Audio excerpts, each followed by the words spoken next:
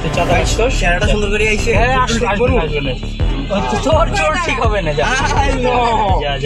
যদি একটা চুল বাঁকা করতে পারো, চেহারাটা সুন্দর করে আইছে, চুল ঠিক আছে, যদি একটিও চুল বাঁকা করতে পারো তাহলে কইরো।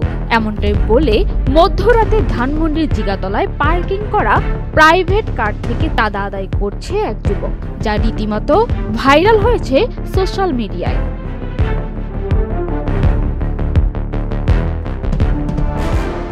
জানা যায়, চাঁদা নেওয়ার ভাইরাল ভিডিওর সেই যুবকের নাম মোহাম্মদ আশরাফুল। তার বয়স 23 বছর। তার বাসা রাজধানীর হাজিরাবাদ এলাকায়, তবে গ্রামের বাড়ি লক্ষ্মীপুরের চন্দ্রাগঞ্জ।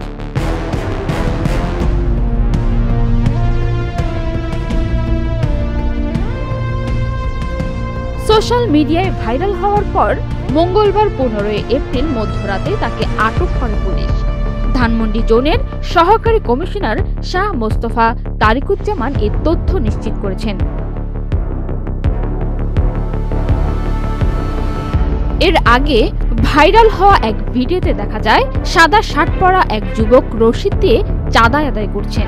এই সময় প্রাইভেট কারের মালিকের সঙ্গে তর্ক বিতর্ক হয় ওই যুবকের।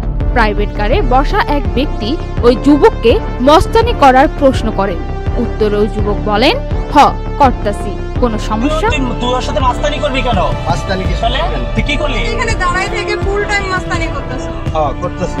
মাস্তানি করতেছো? হ্যাঁ করতেছি।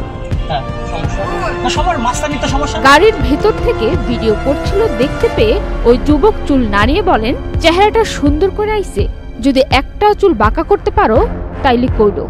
ওয়ালটন আবারও মিলিয়নিয়ার অফারে ওয়ালটন ফ্রিজ কিনে আপনিও হয়ে যেতে পারেন মিলিয়নিয়ার।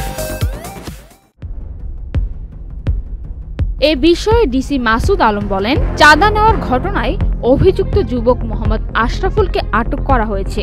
পরবর্তী আইন অনুযায়ী ব্যবস্থা নেওয়া হবে। পান্না চ্যানেল আই।